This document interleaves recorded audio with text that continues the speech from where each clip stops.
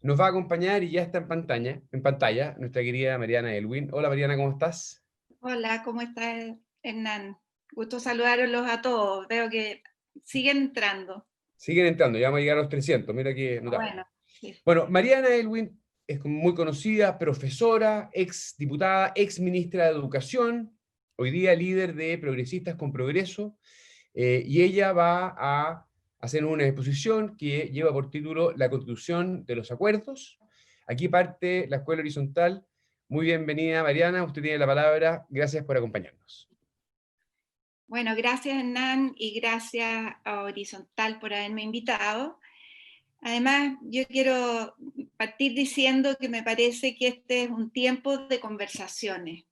Después de un tiempo en que han predominado la falta de argumentos, las descalificaciones, un clima de agresividad o un clima agresivo o violento, incluso creo que el mismo proceso constituyente nos obliga a reflexionar, a mirar el país que tenemos, a mirar lo que tenemos que hacer, a mirar cómo respondemos a las esperanzas y a las expectativas y a las demandas de chilenos y chilenas. Y yo voy a partir diciendo que las dictaduras en general terminan de dos maneras. Una, cuando pierden el apoyo de las Fuerzas Armadas, que en general son el sustento de un gobierno de fuerza. Podemos verlo, por ejemplo, en Venezuela. Y la otra manera es negociando una salida democrática o buscando en las propias reglas del juego impuestas por la dictadura una forma de transitar hacia la democracia. Esto último fue lo que pasó en Chile. De alguna manera, en Chile no hubo una negociación, pero sí hubo una salida democrática a través de la Constitución del 80. Por eso traigo a colación este tema, porque ustedes dirán que tiene que ver la dictadura con la Constitución del 80. Bueno, el tránsito hacia la democracia en Chile se dio a través de la Constitución del 80. No es que quisiéramos eso los que estábamos en la oposición, todo lo contrario. Finalmente fue la última opción, fue el último recurso. Después de que hubo años de movilizaciones sociales cuya expectativa era que cayera Pinochet, finalmente se mantuvo el soporte de las Fuerzas Armadas a Pinochet, por eso no cayó. Incluso hubo intentos violentos, había quienes pensaban en la vía armada y que era legítima, y hubo un intento de asesinato a Pinochet el año 1986, y tampoco cayó Pinochet después de eso, sino que todo lo contrario. Finalmente, la última opción fue decir, obviemos la discusión sobre la legitimidad de la Constitución, aceptemos que esta es una realidad, insertémonos en ella, inscribámonos en los registros electorales, y se inscribieron 7 millones de personas en los registros electorales y se inscribieron bajo el miedo. Inscribamos nuestros partidos políticos y participemos en el plebiscito del 80. Todo esto era lleno de incertidumbres, de miedo. No sabíamos si la gente se iba a inscribir o no, no sabíamos si los partidos iban a poder funcionar o no, no sabíamos si iba a haber realmente una unidad, si la gente se iba a convencer, en fin. Y sin embargo, el triunfo en el año 1988 en el plebiscito del 5 de octubre, con mucho esfuerzo, significó para nuestra generación probablemente el acto político más heroico de nuestras vidas. Hoy día eso no es visto así, es visto casi como una claudicación. ¿Por qué? Porque en definitiva, es verdad, en cierto sentido es verdad que el haber aceptado participar en ese plebiscito, insisto, no había otra fórmula de caminar hacia la democracia en ese momento. Legitimó de alguna manera la Constitución del 80 y lo que vino después. Fue cambiando gradualmente. Antes de la primera elección del primer presidente de la República, hubo varias reformas constitucionales y en total la Constitución del 80 ha tenido sobre 250 reformas y sin embargo tiene este pecado de origen que todavía está presente en la ciudadanía y que pareció un tiempo que no estaba, porque incluso cuando la Constitución, el año 2005, se hicieron reformas fundamentales, como reforma al Tribunal Constitucional, reforma al sistema que operaba hasta entonces de las Fuerzas Armadas, se eliminaron los senadores designados y un montón de otras cosas. Bueno, y lleva la firma de Lago, y lleva también la firma de varios conspicuos ministros de esa época, como Yasna Proboste, como Francisco Vidal, como José Miguel Insulza, y se dijo entonces que bueno, que esta era una nueva constitución y una constitución que marcaría los próximos tiempos, y sin embargo, antes de 15 años estamos discutiendo una nueva constitución a partir de una hoja en blanco. Yo quisiera señalar que para nosotros eso fue un trago amargo, fue un camino difícil, hubo mucha controversia y sin embargo nos arriesgamos y logramos ganar. Muchos han concluido que estamos pagando los costos de ese camino, sin embargo, en algún sentido puede ser, pero los que se ponen a mirar la historia desde hoy y no desde lo que realmente pasó, es muy difícil entender lo difícil que fue ese proceso.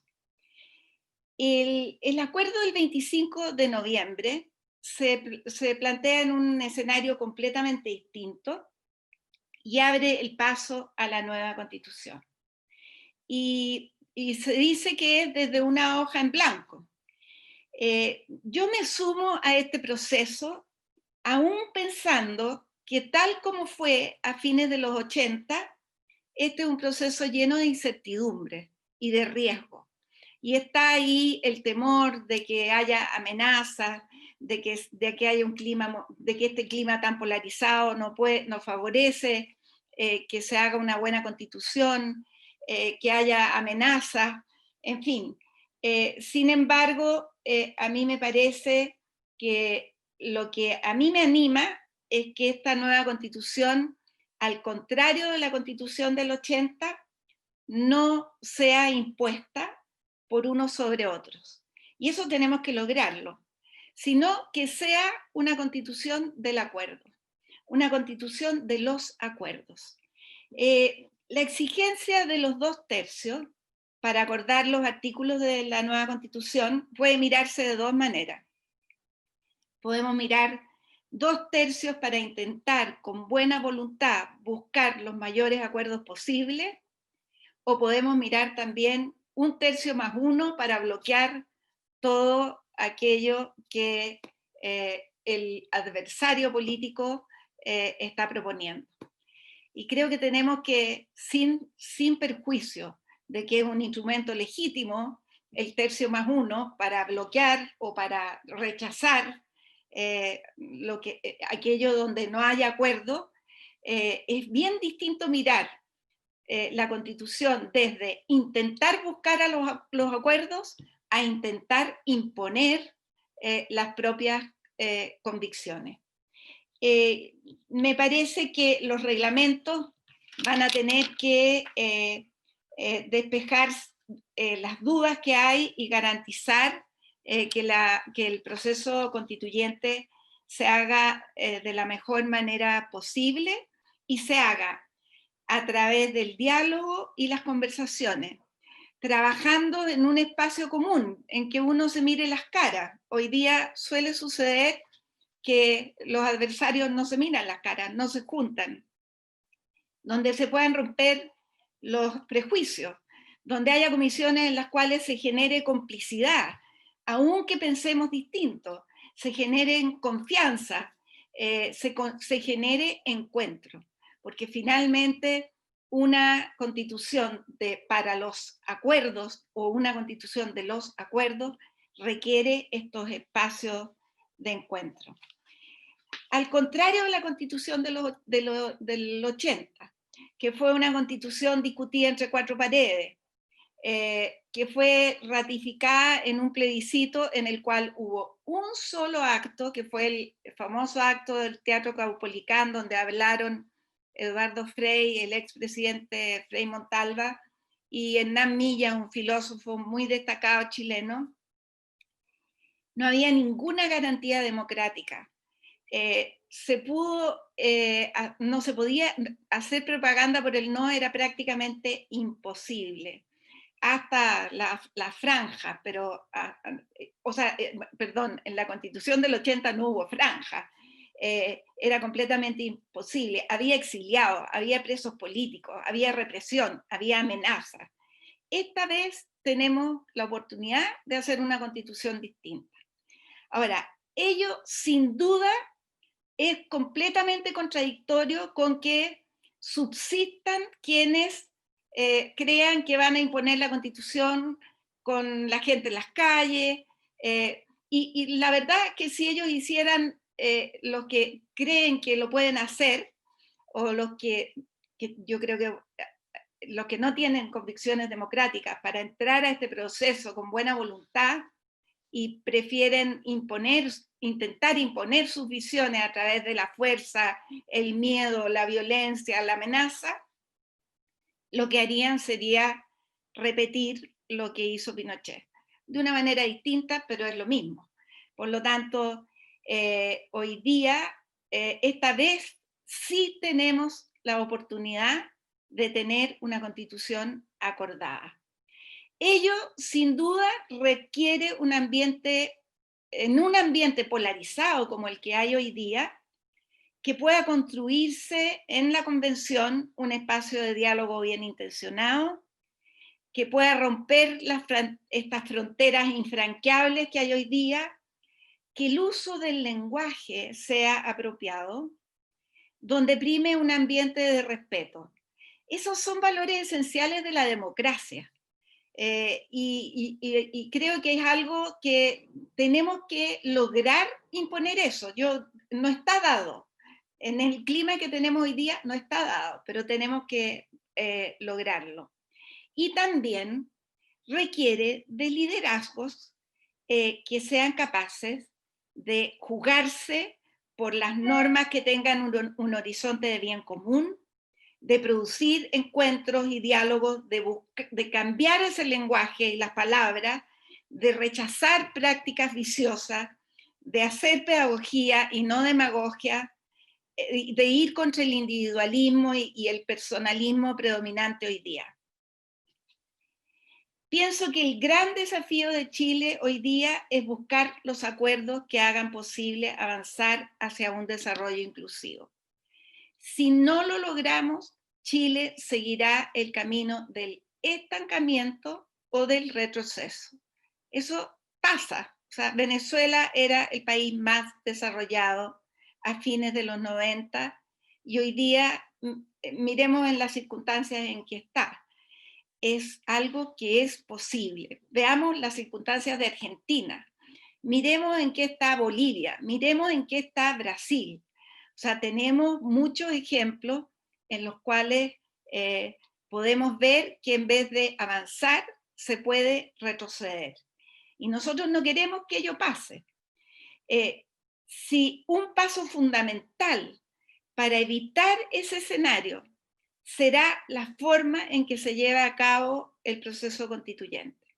Va a depender de qué espíritu predomine.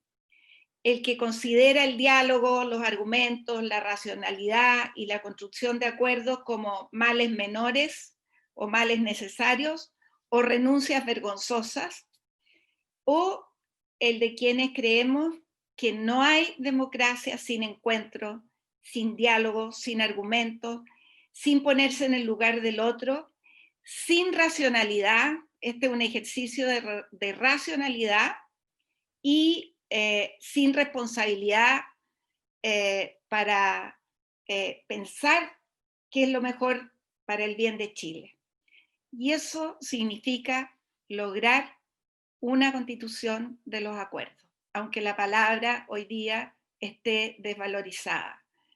Tenemos la obligación de volver a recuperar ese sentido de que el futuro de Chile va a ser mejor solo si somos capaces de construir un amplio acuerdo para un proyecto común que incluya a las grandes mayorías y que haga de este país un país mejor del que tenemos hoy día.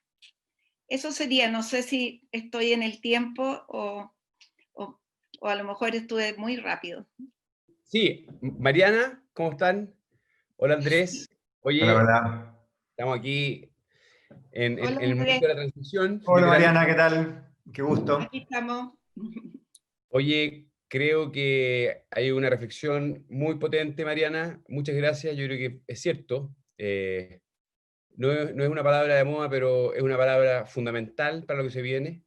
Y tu reflexión, además, respecto a lo que ocurrió con la Constitución de Pinochet, es una señal respecto a los desafíos que tenemos para que la Constitución sea de todos. Así que muchas gracias por habernos acompañado, estimada Mariana, y tiramos la pelota directamente a la isla de Londres, donde nos acompaña Andrés Velasco.